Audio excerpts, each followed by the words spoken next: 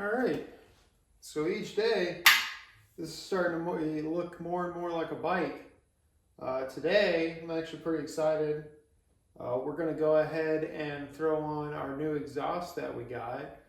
I didn't plan on getting an exhaust already, because they're pretty expensive. The specific one I wanted is very expensive. And I was just kind of waiting to come across the right deal or save up some cash for it. And the right deal came along. So I'm gonna go ahead and show you guys what we're working with, and we'll go ahead and get it installed today. All right, so this is what we're gonna be working with today. I can't believe I actually came across one of these on Instagram of all places. So yeah, I mean, I got this, I'm not gonna say how much, I got this thing for a steal. So now we're gonna go ahead and get this all mounted up. This is the S&S 2-in-2 Hooligan exhaust. So we'll go ahead and get this put on, show you guys all the steps. First thing I gotta do is I gotta go ahead and remove these exhaust covers that I got. So go ahead and get those off of there.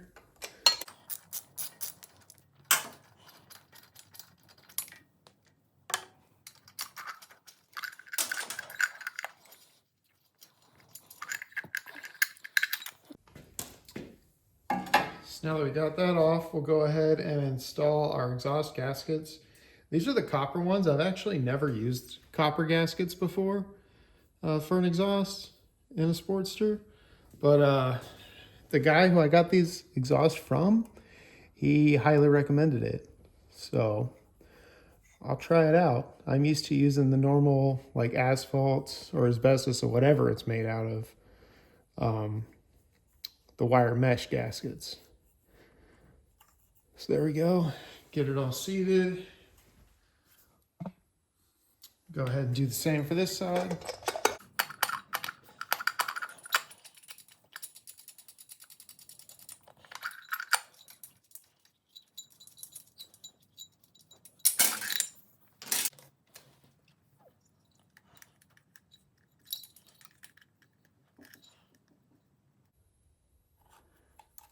All right, well, this one does not really want to stay in place. All right, we'll put that one in as we put in the actual exhaust. All right, so we got our exhaust flange on there. This is from the old exhaust. All right, so we got that all ready. All right. So I'm gonna kind of like set it on there like that.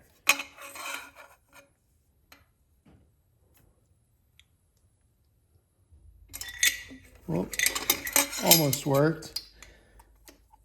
All right.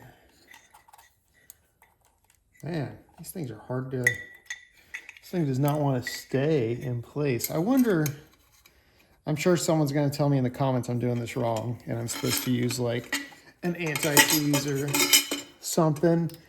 And if that's the case, go ahead and let me know because I'd appreciate it and I'll fix it. There we go. Oh my gosh, these things are a pain to get on here. I have heard that these ones sometimes need work to get them to fit because of these heads. I think our flange might be a little bit too big. Yeah, let's see. Oh, no joke. Yeah. Looks like these need to be clearanced to clear the exhaust fins. That's crazy. All right. I'm gonna grab like a Sharpie or something so we can mark it and then we'll clear it. All right, so I'll go ahead and trim that bit with my Dremel and see what happens.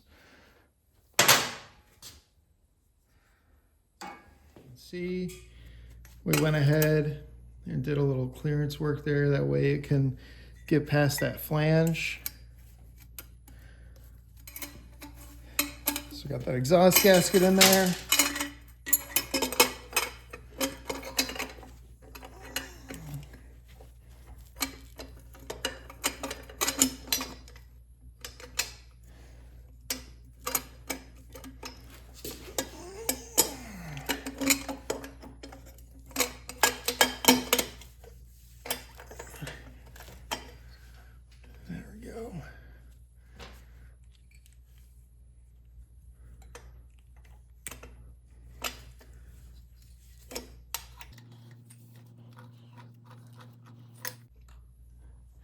There we go.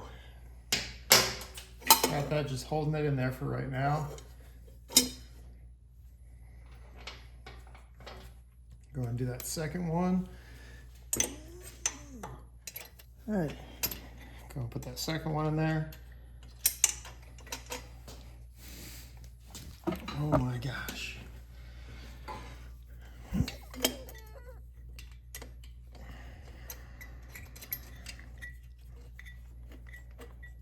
There we go. We're not going to torque anything down yet. So now, go on to this back one. We got the exhaust flange installed.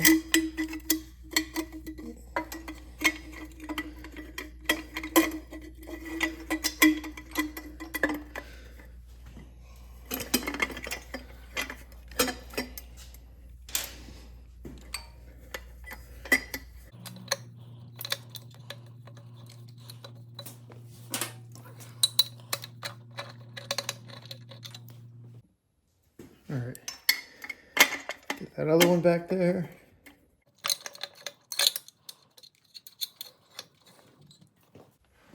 All right, so we're not torquing any of these down. We're gonna go ahead and get the mufflers on.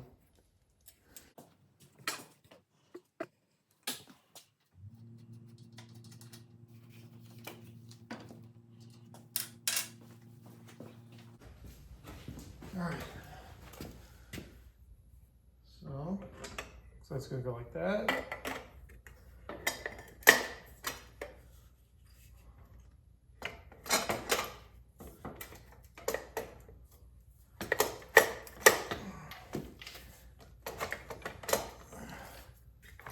So we got the bottom one in all the way.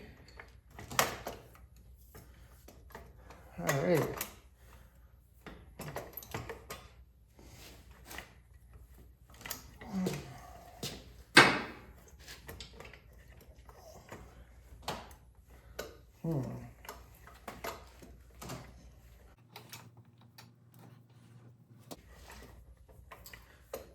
So it looks like I'm gonna have to spin this bracket around. Thought it was gonna go the other way. Show you what I'm talking about here. That's the bracket back there. Looks like I'm gonna have to turn that bracket to face that way and then move this part further back.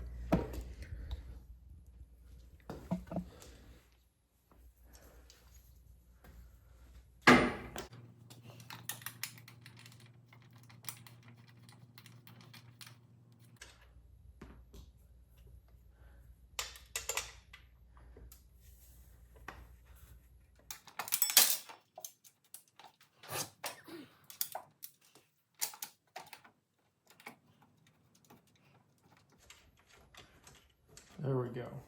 So now we got that. Not going to fully tighten it, just going to get it kind of snug. All right.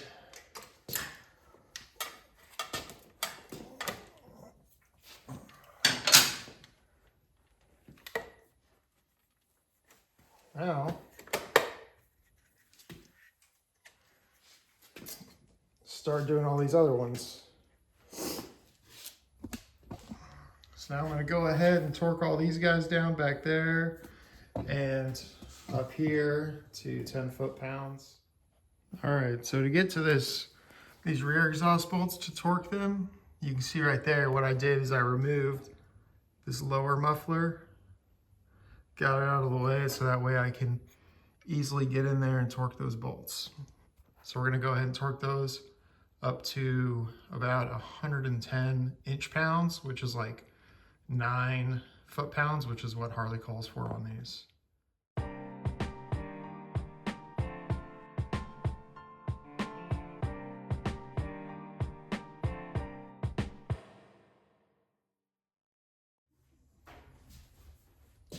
All right, there we go. Got the heat shield on and the exhaust all done. I did end up going ahead and I ended up removing those copper gaskets. They didn't seem to want to sit right, and I replaced them with like your typical wire mesh tapered gaskets. So I went ahead and put those in there. And then finagling this exhaust to sit right took a while. I kept having to disconnect, reconnect, tack with a mallet to get the fitment just right to make the back line up perfectly.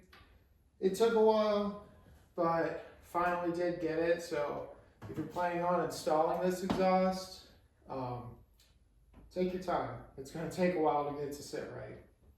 And then same with the heat shields, getting the heat shields to sit right and everything takes a minute.